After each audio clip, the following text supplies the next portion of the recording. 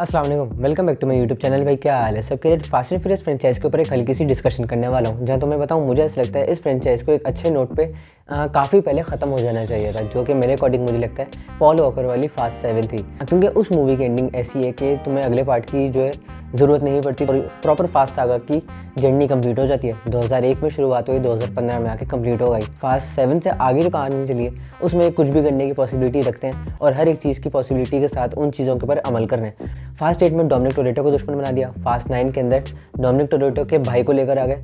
Fast 10 में क्या किया, डोमिनिक टोरेटो के भाई को अपनी टीम का हिस्सा बना के, लेकिन हमारे फास्ट 5 से अभी किसी ना किसी तरीके से इस पूरी फ्रेंचाइज को जोड़ने की कोशिश की गई है। जहाँ तुम ये कह सकते हो कि अभी तो सारे एक्टर्स एक साथ काम कर रहे हैं, लेकिन बाद में अगर इनकी चीज़ें, इनकी मेंटेलिटी मैच नहीं हुई तो बहुत सारी चीज़ें ऐसी हैं कि बहुत सारे लोग होंगे जो इस चीज़ से डिसएग्री कर जाएंगे, तो इस चीज़ से डिसएग्री करके मूवी का हिस्सा नहीं बन सकेंगे। इस हिसाब से तुम वो चीज़ याद करो, तुम्हें पता है वो विन डीजल और द रॉक हम आगे किसी मूवी के अंदर फीचर नहीं होंगे, लेकिन मामला किसी न किसी तरीके से संभाले गए और हमें जो द रॉक है वो फ्रेंचाइज के फास्ट एक्स के एंडिंग में, मतलब कि पोस्ट क्रेडिट सीन के अंदर देखने को मिल गया। लगता है कि अगर कल को फ्रेंचाइज की फास्ट एक्स की ट्रिलॉजी के बाद खत्म हो जाती है, फिर भी मुझे लगता है वो माइट भी पॉसिबल प्रीक्वल लेके आ जाए, टेलीविजन सीरीज लेके आ जाए। डोमिनिक टोरेटो के ऊपर एक प्रीक्वल आ जाएगा, क्योंकि हमें फास्ट एक्स के अंदर देखने को मिल गया उसके बाप का जिक्र किया जाता है, फास्ट 9 में उसके बाप का जिक्र किया जाता है, उनकी जर्नी दिखाई जाती है। तो माइट भी पॉसिबल जवानी के दौरान हमारा डोमिनिक टोरेटो कैसा था उसके लिए एक अलग एक्टर को कास्ट करें, जिसमें फिर इस फ्रेंचाइज की कास्ट देखने को मिल सकती है, एक इंटायर अलग कास्ट। जो चीज़ें एक्सप्लोर हो चुकी हैं वो तो ठीक है, जो एक्सप्लोर नहीं हो सका वो सब कुछ एक नई कास्ट के साथ दिखाया जा सकता है। फास्ट एक्स तक तो कहानी थी, लेकिन उससे आगे स्पिन ऑफ बनाए गए, उनके प्रीक्वल बनाए गए, उनकी टेलीविजन सीरीज बनाई गई, जिसमें ये सारे कैरेक्टर जवान हैं। विन डीजल ने जिन चीज़ों को एक्सप्लोर नहीं किया